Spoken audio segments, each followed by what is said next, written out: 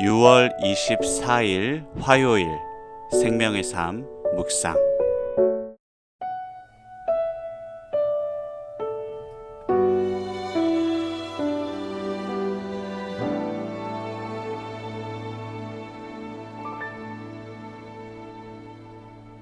나 무엇과도 주님을 바꾸지 않으리. 다른 어떤 은혜 구하지 않으리.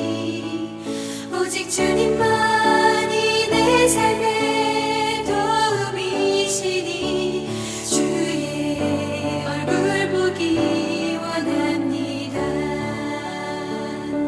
주님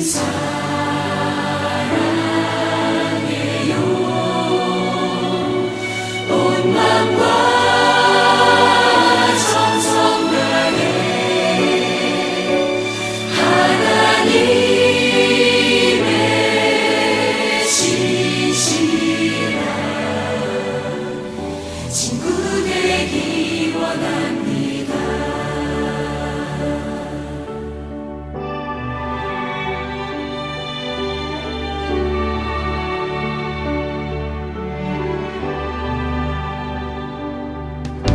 나 무엇과도 주님을 바꾸지 않으리. 다른 어떤 은혜 구하지 않으리. 오직 주님만이 내 삶의 도움이시니 주의 얼굴 보기 원합니다. 주님 사랑해요.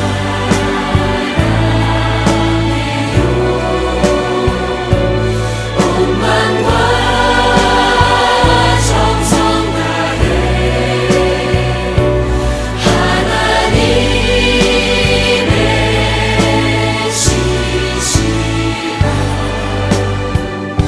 친구 되기 원합니다. 주님 사랑해요.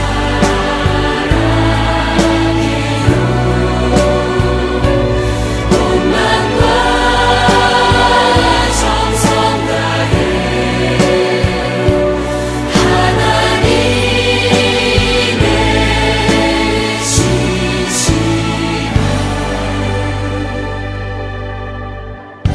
친구 되기 원합니다.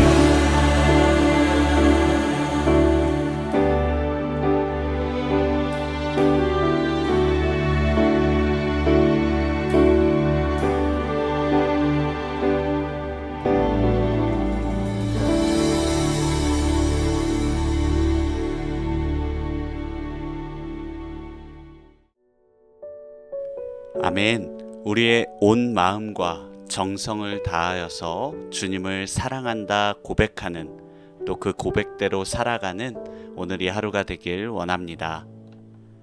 오늘 본문은 시편 78편 56절부터 72절 말씀입니다.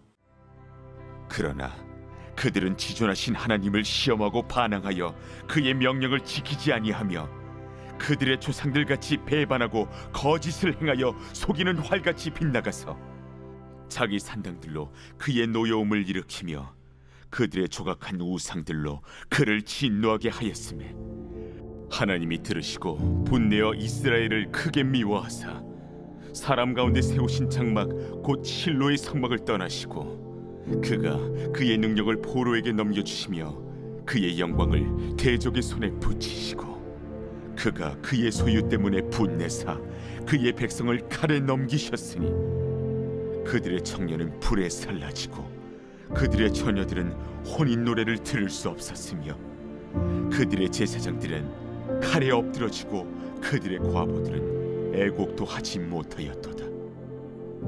그때에 주께서 잠에서 깨어난 것처럼 포도주를 마시고 고함치는 용사처럼 일어나사 그의 대적들을 쳐 물리쳐서 영원히 그들에게 욕되게 하셨도다. 또 요셉의 장막을 버리시며 에브라임 지파를 택하지 아니하시고 오직 유다 지파와 그가 사랑하시는 시온산을 택하시며 그의 성소를 산의 높음같이 영원히 두신 땅같이 지으셨도다. 또 그의 종 다윗을 택하시되 양의 우리에서 취하시며 전 양을 지키는 중에서 그들을 이끌어내사 그의 백성인 야곱 그의 소유인 이스라엘을 기르게 하셨더니 이에 그가 그들을 자기 마음의 완전함으로 기르고 그의 손의 능숙함으로 그들을 지도하였도다. 아멘. 오늘은 우상 숭배 그리고 새로운 소망에 대해서 함께 나누도록 하겠습니다. 하나님이 가장 싫어하시는 것은 우상 숭배입니다. 그런데 이스라엘이 저지른 수많은 악행은 결국 우상 숭배로 귀결됩니다. 은혜를 망각하고 은혜 주신 하나님을 멸시하고 대적하기를 반복하면 자연스럽게 하나님 대신 다른 신을 찾고 그 신을 하나님처럼 모시게 됩니다. 아론이 금송아지를 만들자 이스라엘 백성이 이것이 우리를 인도하여 낸 하나님이다 라고 외친 것을 기억해 보십시오. 우상 숭배는 모든 불순종의 결정판인 것입니다. 이스라엘의 반복된 죄악은 결국 우상 숭배로 이어지고 맙니다. 이들의 누적된 죄악은 마치 속이는 활과 같이 관역을 빗나갔습니다. 흥미롭게도 죄라는 단어 하마르티아의 어원이 관역을 빗나가다입니다. 화살이 어디를 향해 날아가야 하는지를 알지만 그곳이 아니라 엉뚱한 곳으로 날아가는 것, 그것이 바로 죄입니다. 이스라엘이 경배할 방향도 마찬가지로 마땅히 향해야 할 하나님을 향하지 않고 엉뚱하게 우상으로 향했습니다. 이것이 이스라엘 백성이 저지른 가장 큰 죄악이었던 것입니다. 우상 숭배는 결국 하나님의 진노와 징계를 부를 수밖에 없습니다. 이스라엘에 큰 벌이 내려졌습니다. 전쟁으로 인해 숱한 사람들이 죽거나 포로가 되었고 나라는 폐허가 되었습니다.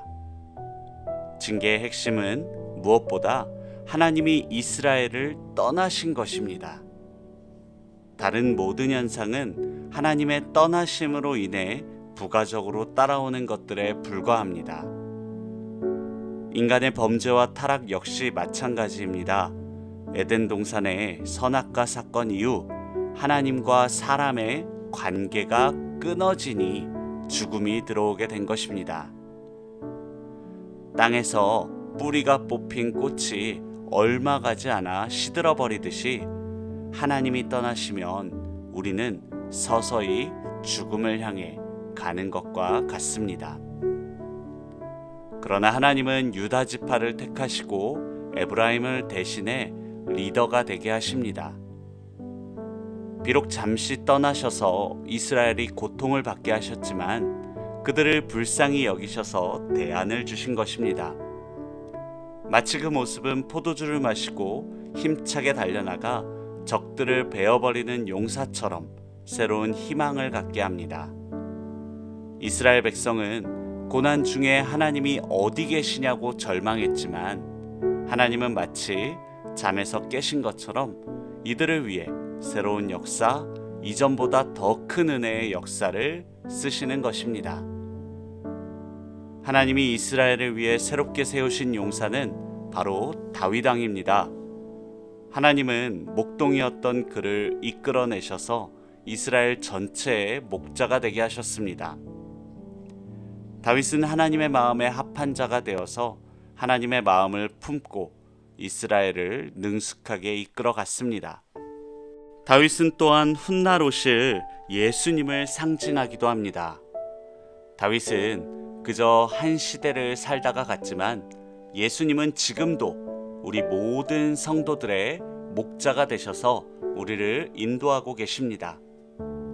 이처럼 하나님은 악한 세대 가운데에서도 포기하지 않으시고 계속해서 소망을 주시는 분입니다. 시편 78편은 72절이나 되는 긴 이야기를 통해 이스라엘 조상들이 어떻게 범죄했는지를 소상하게 그려줍니다. 반복된 죄악은 결국 우상숭배로 이어지고 하나님의 진노와 심판을 부른다는 사실도 생생하게 보여줍니다. 그리고 하나님은 구제불능의 백성을 위해 다윗이라는 대안을 마련하셔서 그들을 이끌어 주심을 노래합니다. 이것은 우리 모든 성도들에게도 동일하게 적용되는 이야기입니다. 모든 인간은 같은 실수를 반복하지만 하나님은 그 반복되는 실수 속에서도 은혜를 베푸시는 구원자이십니다. 이러한 예수님을 나의 구주, 나의 하나님으로 고백하며 오늘 하루 말씀으로 인도함을 받는 우리 모두가 되길 원합니다. 아멘.